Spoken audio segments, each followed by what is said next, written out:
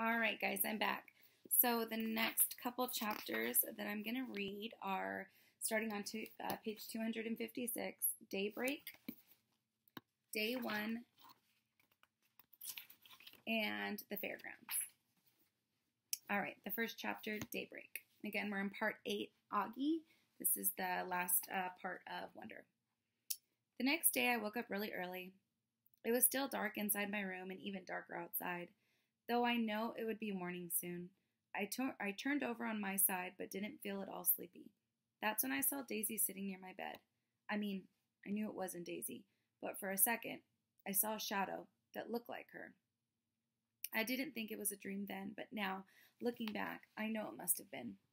It didn't make me sad to see her at all. It just filled me up with nice feelings inside. She was gone after a second, and I couldn't see her again in the darkness. The room slowly started lightening. I reached for my hearing aid headband and put it on, and now the world was really awake. I could hear the garbage trucks clunking down the street and the birds in our backyard, and down the hallway I heard Mom's alarm beeping. Daisy's ghost made me feel super strong inside, knowing wherever I am, she'd be there with me. I got up out of bed and went to my desk and wrote a little note to Mom. Then I went into the living room where my packed bag was by the door. I opened it up and fished inside until I found what I was looking for. I took Babu back to my room. I laid him in my bed and taped the little note to Mom on his chest, and then I covered him with my blankets so Mom would find him later. The note read, "Dear Mom, I won't need Babu, but if you miss me, you can cuddle with him yourself. XO, Augie." Aw, that was sweet. All right, the next chapter is Day 1. The bus ride went really fast. I sat by the window and Jack was next to me in the aisle seat. Summer and Maya were in front of us. Everyone was in a good mood, kind of loud, laughing a lot. I noticed right away that Julian wasn't on our bus, even though Henry and Miles were. I figured he must be on the other bus. But then I overheard Miles tell Amos that Julian ditched the grade trip because he thought the whole nature retreat thing was quote unquote dorky. I got totally pumped because dealing with Julian for 3 days in a row and 2 nights was a major reason that I was nervous about this whole trip. So now, without him there, I could really just relax and not worry about anything. We got to the nature reserve at around noon. The first thing we did was put our stuff down in the cabins. There were 3 bunk beds to every room, so me and Jack did rock, paper, scissors for the top bunk, and I won. Woohoo! And the other guys in the room were Reed and Tristan and Pablo and Nino. After we had lunch in the main cabin, we all went to a 2-hour guided nature hike through the woods. But these were not woods like the kind they have in Central Park. These were real woods. Giant trees that almost totally blocked out the sunlight. Tangles of leaves and fallen tree trunks. Howls and chirps and really loud bird calls. There was a slight fog too, like a pale blue smoke all around us. So cool. The nature guide pointed everything out to us. The different types of trees were passing, the insects inside the dead logs on the trail, the signs of deer and bears in the woods, what types of birds were whistling, and where to look for them. I realized that my Labatt hearing aids actually made me hear better than most people because I was usually the first person to hear a new bird call. It started to rain as we headed back to camp. I pulled on my rain poncho and pulled the hood up so my hearing aids wouldn't get wet, but my jeans and shoes got soaked by the time we reached our cabins. Everyone got soaked. It was fun, though. We had a wet sock fight in the cabin.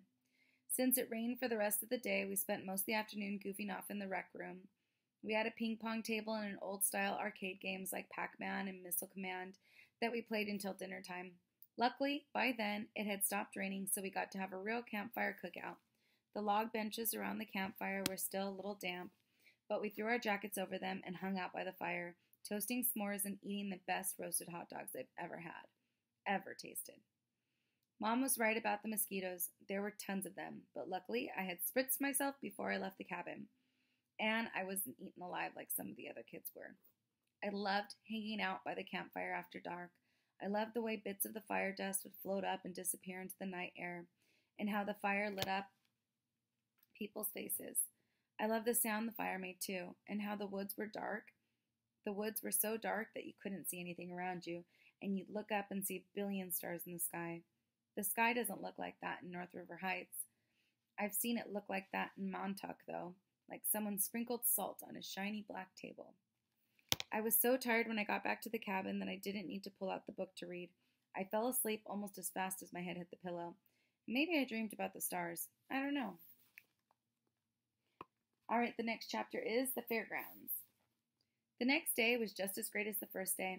We went horseback riding in the morning, and in the afternoon, we rappelled up some ginormous trees with some help of the nature guides. By the time we got back to the cabins for dinner, we were all really tired again.